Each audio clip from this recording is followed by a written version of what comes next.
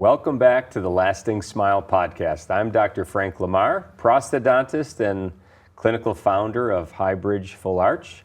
I'm here with my colleague, Dr. Julianne Conejo, our clinical lab director. Welcome back, Julianne. Thank you, Dr. Frank. Excited to be here again. We don't have to spend a lot of time on, and it seems like a very small thing. Let's talk about screws. Okay, yeah. It's a hot topic, I would say, in the world of full arch. Yes, now. Yes. Tell me why are conical screws, and there's a couple of big brand names out there, why are conical screws a thing? Yeah, so conical screws, as obvious description of the name, right?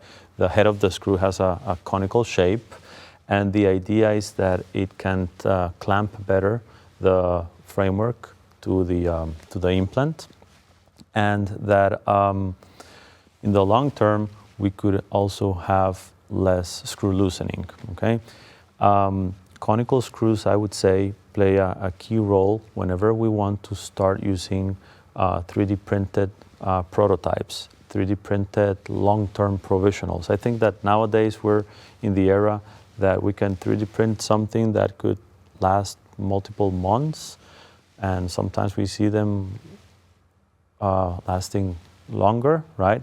I wouldn't say we're at the moment to say a 3D printed monolithic prosthesis is a definitive. Maybe in a few years that's a reality, but nowadays when we use 3D printed, let's say long-term provisional, the conical screw helps maintain that prosthesis better in its position.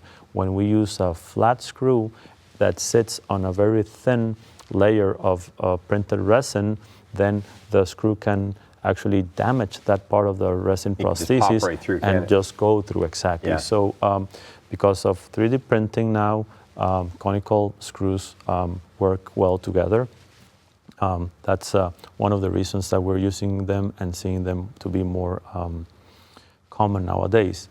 The other one is that when we used to have a tie base cemented to a zirconia full arch prosthesis, that tie base occupied space and made the layer of zirconia to be much thinner around the tie base, and sometimes we could have fractures of the actual zirconia around there. When we go fully zirconia sitting on the multi-unit abutments, the conical screw can occupy less space and gives the designer more room to have a stronger zirconia around the implant. That most of the time, that's where full arch zirconia prostheses fail, around the implants. So there are different manufacturers, as you mentioned. Nowadays, it's much easier to incorporate those libraries of these screws into our design softwares. Some of them have the feature of correcting misangulations. So we can avoid having one screw axis hitting the incisal edge or a buccal cusp of a bicuspid, for example. It's important to consider that you might need to update your drivers. You might need specific drivers and tips to use some of these conical screws. So I see also implant companies adapting this concept and manufacturing their own conical screws. I think we have both options, and for the prototype or the printed provisional, the conical screw, I would say it's needed. Yeah, I think you made great points, and just to kind of put it all together as to maybe a way to think about it is that obviously if you're doing an immediate provisional and you're printing those, that screw that goes in there, you want as much material, plastic, resin, or whatever you're using, between where that screw sits and what it's pinching it against, which is the implant. Yeah.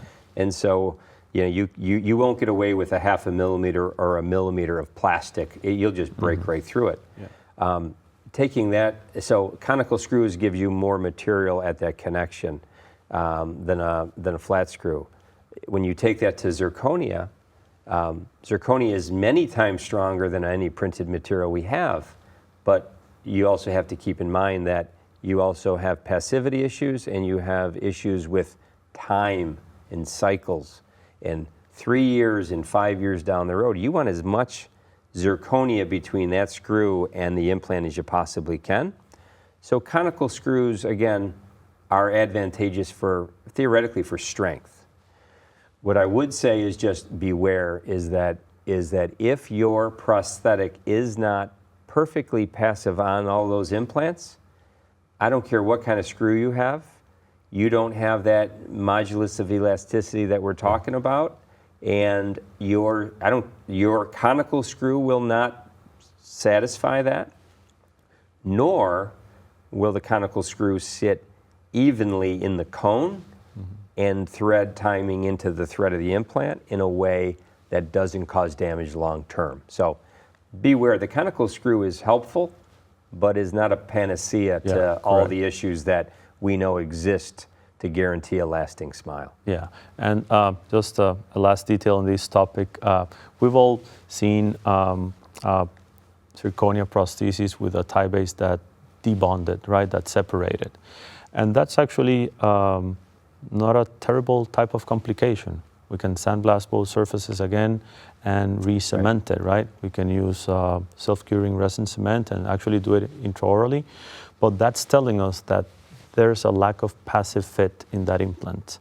When you go with a full monolithic zirconia and a conical screw, we suggest or we recommend to use photogrammetry to try to reduce those lack of passive fit, because that fail will be catastrophic.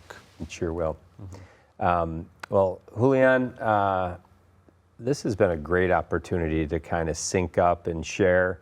I mean, the goal here at the Lasting Smile podcast is really to create some clarity and get rid of all the static. And there's an awful lot of noise out there. There's a lot of new products. There's a lot of different opinions of how to do things. Again, I do think that at Hybridge, we're actually our tagline has always been a simple way to a lasting smile. And the simple way is workflow.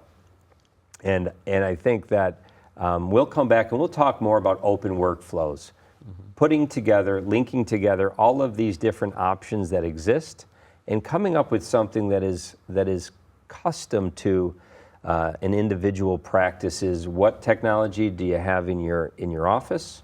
What do you feel comfortable doing? And coming up with something that at the end of the day creates a great long-term solution. If you want to learn more about all of the topics that we're talking about here, and you want to go to our website, hybridgelab.com, would be a great source of information, not only to what we do at Hybridge, but how you might want to join our Hybridge community.